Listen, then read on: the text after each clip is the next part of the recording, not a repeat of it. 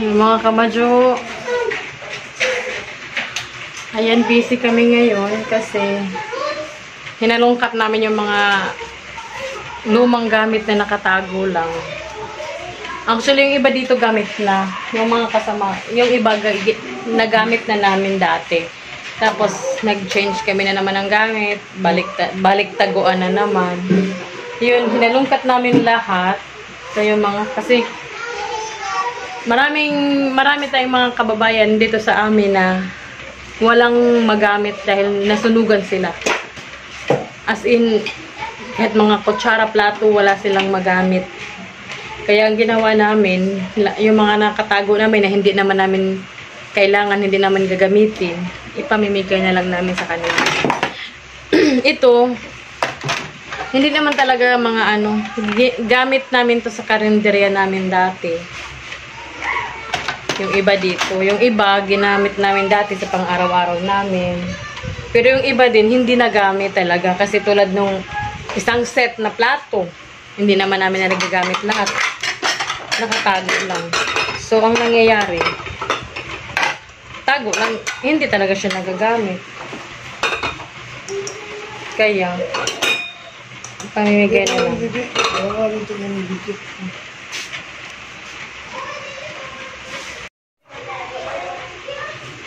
Yung mga shorts ko, mga kamadyo, nung ako'y sexy pa. Char. Hindi na kasya. Actually, nakatago lang siya mga kamadyo dahil iniisip ko baka papayat lang ako, babalik ako sa dati kong katawan, kaya lang walang pag-asa. Kaya, kaysa naman nakatambak lang, pamigay ko na lang para mapakinabangan ng mga sunugan natin mga kababayan. Ayan. Yung mga basket ko. Ito yung bigay ni Nining galing Thailand. Kaya lang, hindi na ako sexy ngayon. So, ang dami kong shorts. Mahilig kasi ako mga kamadyo sa mga shorts na maiksi.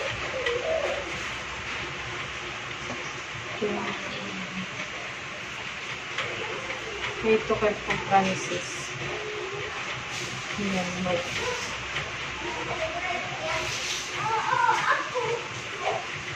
marami ito eh. Ito pa, mayroon pa. Saka itong mga bag ko din, ito yung bag ng anak ko. Sayang siya kasi siya katago. Tingnan yung mga kamadyo, kakatago, nagkakaganyan-ganyan siya. Itatapon ko na sana ito. Ito mga ito, itatapon ko na sana. Kaya lang, naisip ko baka may gusto. No, ayaw na nga mabuksan ng zipper pa. Paano ito? Ibigay pa ba natin ito? Hindi na mabuksan ng zipper. Wag na lang ito isama. Hindi lang mo lang.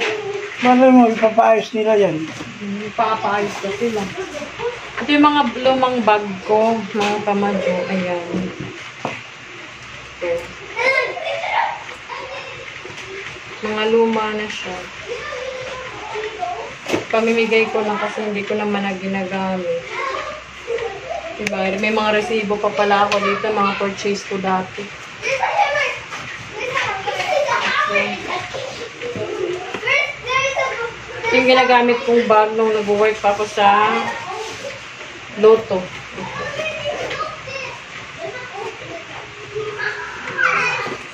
Ibigay ko na lang din yun.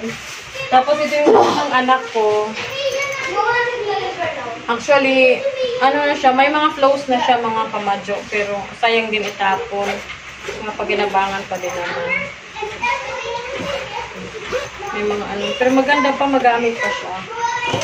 Tapos itong mga chinilas ng anak ko, yan, madami to. May mga sandals, yan. Hindi ko na nga nalabhan kasi plano ko lang ipang-dispose, ipang-tapon na, kaya lang ito. May ganitong pagkakataon. So, sayang to, maganda to eh. Mapakinabangan nila to, mga ano.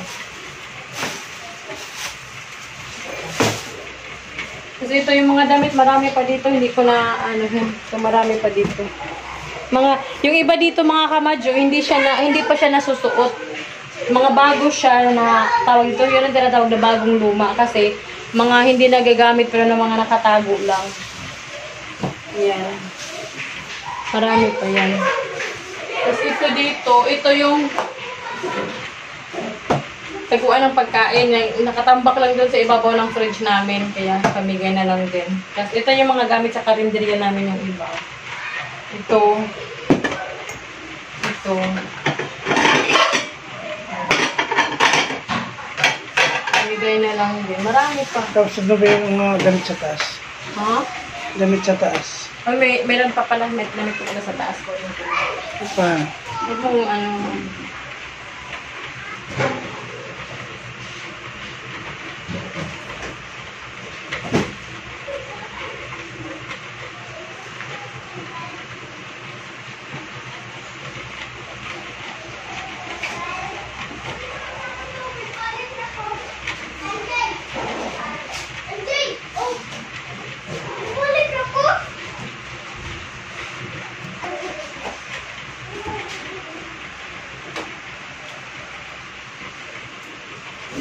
Ito sa nanay ko naman to. Mga di niya na sinusuot. Pamimigay na lang din. So kay nanay.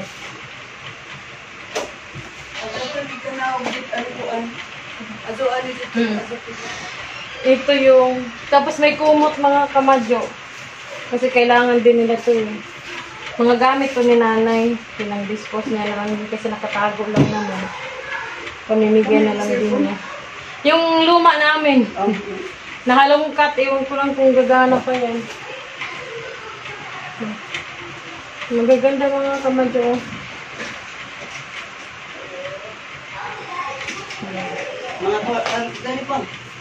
Ito pa may mga kawali pa pala doon mga kamadyo. Nililis nila. Marami ito mga kamadyo. Mga magagandang damit. Hindi na sinusuot ni nanay. Ito pa mga kawali. Ito. Pinanghugasan ni nanay kasi. Nakatambak lang doon sa likod. Hinugasan ni nanay. Magamit na siya, pero magagamit naman nila. Kasi naman itapon. Mapakinabangan naman. Nay! Yun yung mga yellow. Ang natin ka saan din. Hindi mo magamit? Ha? Wait lang. Daw mga doon. Guslot ini. Asal sa ito, doktora. Isaray hatag. Ayan. Ito. Kasi ano siya. Pero lagyan lang to ng ano eh. Saan ba to? Sama na lang din natin. Ayan. Nasa ito namin. Ayan mga kamadyo, yung mga lumang sapatos namin. Ayan. Pamimigay na lang din. Pa nga nalaban yung iba. Ibigay ko na kasi ngayon lang ako may time eh. Kung lalaban, wala pa akong time maglaba kasi eh. Kaya ibigay ko na lang. Ayan mga kamadyo, yung mga shoes, inayos ko lang para maano ko kung may mga pares, kaya pinagpares-pares ko siya. Ito naman. Tapos ito yung mga, yan, yung mga kawali. Ayan yung mga damit. Yan. Tapos ito yung banig ng anak ko nung baby pa siya. Yun, magagamit pa naman to. Yan, sama na natin para mapakinabangan kaysa nakatago lang. Ayan yung mga bags ko. Yan. Ngayon pa paano makatulong tayo.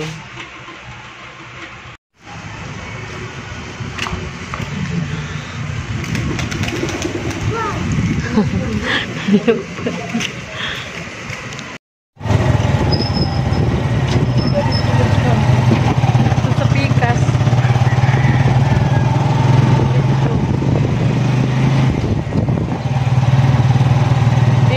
Dinhi na open na sila.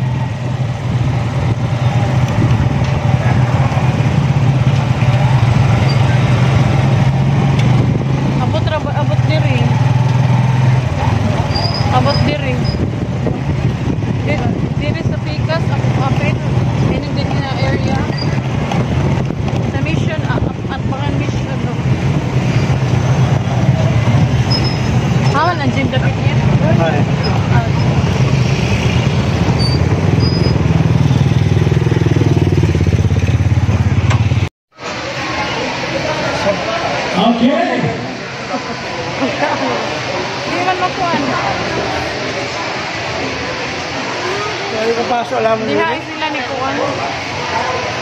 Ipahanap ni dyan sa classmate. Ano yung bakta? Ila ba na mga sobrang... Ay, dali ba? Okay! Dito, dito. Ito mga pinis lagi dito. Dito ka, puro ka sa tadyan dito. Dito kami sa kayo. Dito sa inyo, ayaw mo sa dayan, ayaw sa dayan.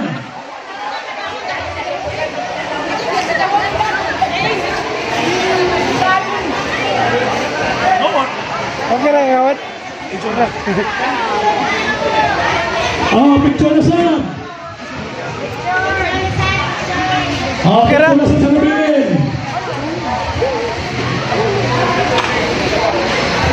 Mga hatag ka rin, sobra-sobra na doon tanan na ato, angay tanan. Nagdagbuta na doon ang uban. Abay mga ato.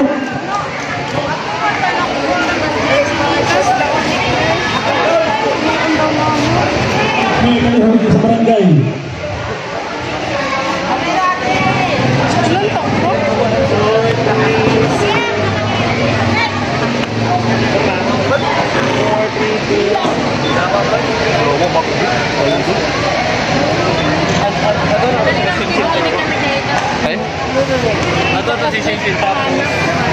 Tama na ito hanapan. Thank you. Salamat ka na dyan. Huwag na nagkakasulong na sa sila. Salamat sa guys. Sunugan sa badaga mo? Hindi mo taghanap?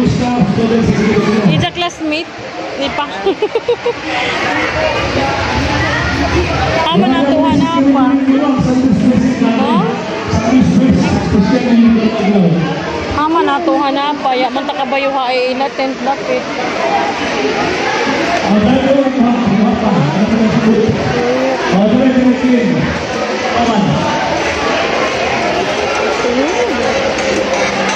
Kaya din.